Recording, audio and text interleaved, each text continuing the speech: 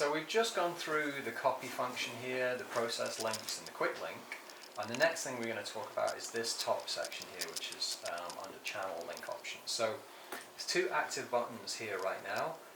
One of them is the 0dB and one of them is the infinity button. So what this does is when you select a particular fader here, or a particular channel rather, using the select button, if I press and hold this 0dB button now, it resets the fader to 0. Okay?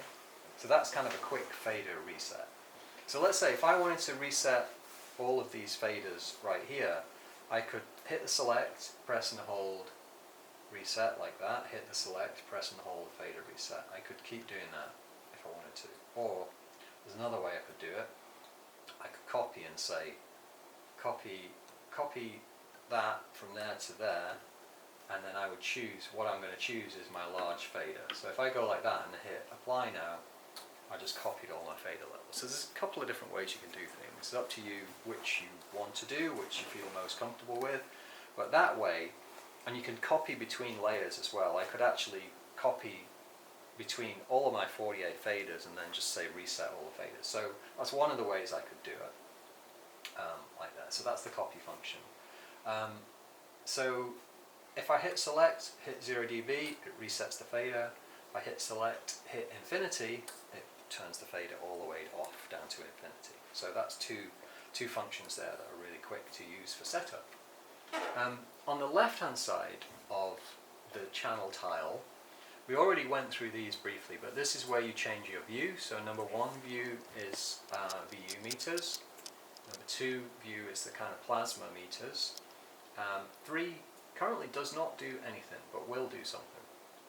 And the snap store as well, that doesn't do anything right now, but will do something in the future. And how do you get to your EQ? So the EQ is the channel detail view. So that detail view there, if I press that, that shows me my channel view there.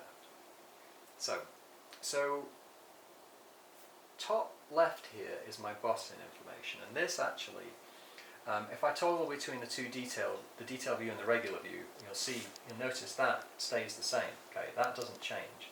So this is my metering for this channel plus that. So I can either change bus routing in the detail view, but I don't have to be in detail view. I can change bus routing here as well. So this is the channel I'm looking at, channel 9, and you'll see it's highlighted. If I go and press 10, 10 is highlighted. If I press 11, 11 is highlighted. So this is how you know which one you're working on right now. And this is showing me the bus routing information for this particular channel.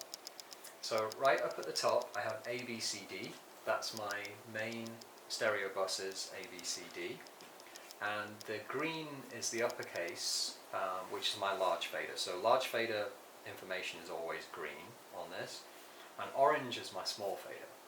So if I wanted to change my bus routing, I can see right now that this particular channel, channel 9, is going to a bus from the large fader. So if I press main now, this shows me all of the bus routing that's currently going on for this, and I can see that actually A is already lit. So if I deselect A, it will deselect it from there. So now this is not going to any main buses. But if I wanted to, I could go A, B, C, D. And now my channel 9 is feeding my 4 stereo buses, okay, from the large fader. So uppercase is large fader. If I wanted to feed my small fader on this channel to those same buses, I would press A, B, C, D there. And now the lowercase orange is my small fader. So now I'm feeding from my large fader and my small fader to the main buses. So that's done here under main ABCD, main ABCD. Okay, large fader green, small fader orange. So that's how I do that. And then to deselect them again, I just go like that. In addition to the main buses here, I've also got 16 multitrack buses. So my 16 multitracks are done on the exact same buttons here. So I've got 1, 2, 3, 4, 5, 6, 7, 8 of those. And then if I go press 9 through 16, I have another, basically. So instead of having main buses, I'm going to deselect main, and now I have 1, 2, 3, 4. And you can see as I'm doing that here, I've gone 1, 2, 3, 4. Now I'm going to press 5, it does 5, 6, 7, 8. So that's my first 8 multi-track buses that I'm feeding from. And green tells me it's from the large fader, okay? If I wanted to not feed from the large fader, if I wanted to feed from the small fader instead, press small fader and you see it changes to orange now. So I've got large fader which is green, small fader which is orange. Okay? So I can't feed from the large and the small fader at the same time, it's either or. So either large fader green, small fader orange, like that.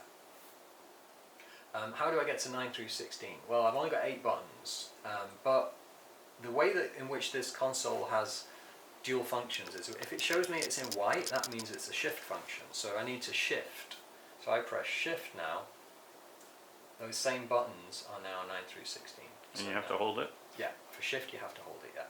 So it only shifts while I'm holding it, basically. Okay.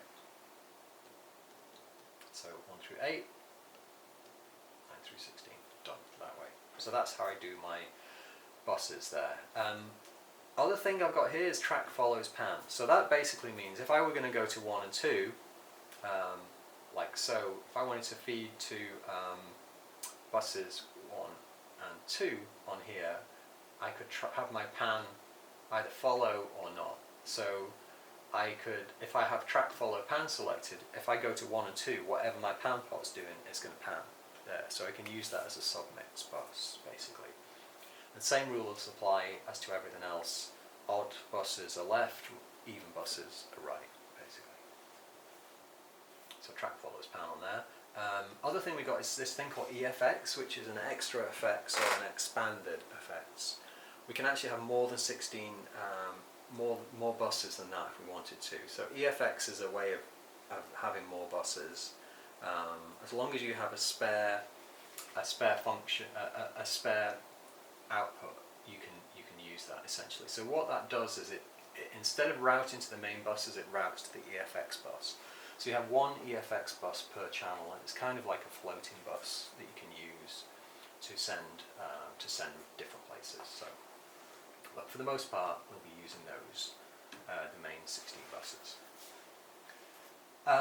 Down from there, really, the last thing on the channel tile is the bay access, and we talked about that already, but it's worth reiterating. 1 through 8, 9 through 16, 17 through 24, all the way up to 48. It's got a white layer here as well, which is a shift function. So if I press shift now, this is going to go all the way up to another 6 layers. So you actually have 12 layers in total. But we've got a 48 channel console, so 6 8's 48 works out really well. So that's it. That's it for the channel section. I think after the channel section now, the next thing we're going to talk about is the fader tile. So let's reposition our camera so that we can see this area here, and then we'll talk about